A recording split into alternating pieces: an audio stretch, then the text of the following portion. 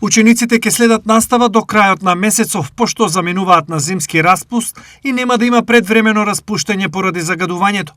Министерката за образование и наука Весна Јаневска изјави дека засега нема информации од здравјето на учениците е загрозено. Таа посочи дека доколку има здравствени причини, дозволено е отсуство од настава ден 2, но нагласи дека треба да се напушти праксата од минатото на скратување на наставата од различни причини. Остануваат уште многу малку денови до распустот на децата.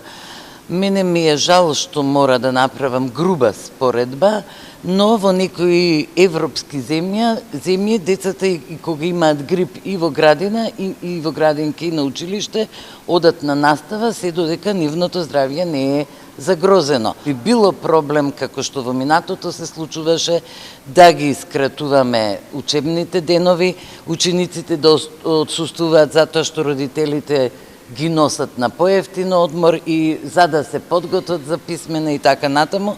Овие негативни појави полекат ќе треба да почнеме да ги отстрануваме.